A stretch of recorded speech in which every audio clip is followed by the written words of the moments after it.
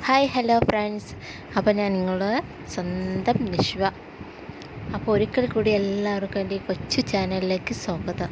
എൻ്റെ ഈ കൊച്ചു ചാനൽ നിങ്ങൾക്ക് ഇഷ്ടപ്പെട്ട എന്നെ ഫോളോ ചെയ്യാനും സപ്പോർട്ട് ചെയ്യാനും മറക്കല്ലേ. ഈ ഒരാഴ്ച സാന്ത്വനം സീരിയലിൻ്റെ റേറ്റിംഗ് ഏതായാലും കൂടിക്കാണും. ലക്ഷ്മി അമ്മയുടെ മരണം അത്രയ്ക്ക് നാച്ചുറലായാണ് ചിത്രീകരിച്ചത്. കഴിഞ്ഞ എപ്പിസോഡിൽ എല്ലാം ശരിക്കും ഒരു മരണ വീട്ടിൽ പോയ അവസ്ഥയിലായിരുന്നു എന്ന് കാണുമ്പോൾ തന്നെ മനസ്സിലാവും. അമ്മയുടെ മരണവിവരം അറിയാതെ ചെന്നൈയിൽ നിന്ന് നാട്ടിലെത്തുന്ന കണ്ണൻ്റെ സങ്കടമാണ് വീട്ടമ്മമാരെ കരയിപ്പിച്ചത്.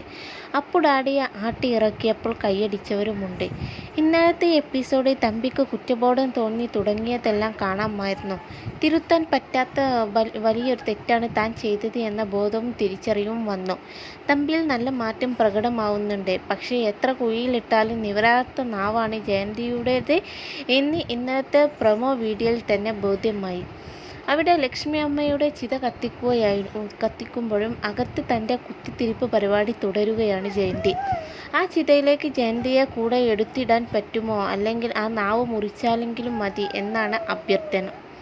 മക്കൾ 4 പേരും ചേർന്ന് ചിതയിലേക്ക് തീ കൊളുത്തി. ആ തക്കം കാർത്തുവിനോട് ദേവിൻ്റെ കുറ്റം പറയുന്ന തിരക്കിലാണ് ജയന്തി. ഇനിയിപ്പോൾ സാന്ത്വനം വീട്ടിലെ തറവാട്ടമായി ദേവി മാറുമോ എന്ന അസൂയ കൊണ്ടാണ് ആ കുറ്റപ്പെടുത്തൽ എന്ന് ആർക്കും മനസ്സിലാവും. എന്നിട്ടും തീർന്നില്ല. അകത്ത് അഞ്ജുവും അപ്പവും സാവിത്രിയും എല്ലാം ഇരുന്ന് കഞ്ഞി കുടിക്കുമ്പോൾ ജയന്തിയുടെ നാവിൽ നിന്ന് വരുന്നതെല്ലാം വിഷമാണ്. തമ്പി കാരണം അമ്മ ലക്ഷ്മിയമ്മ മരിച്ചു എന്നും എന്നിട്ടും അപ്പുവിനെ ഇവിടെ നിൽക്കാൻ കഴിയുന്നില്ല എന്നുമൊക്കെയാണ് ജയന്തി പറയുമ്പോൾ ചങ്കു പൊട്ടുന്ന അവസ്ഥയിൽ അപ്പു ഇരിക്കുന്ന കാണുമ്പോഴാണ് ജയന്തിയും ആ ചിത്രത്തിൽ എടുത്തിടാൻ പ്രേക്ഷകർക്ക് തോന്നുന്നത്.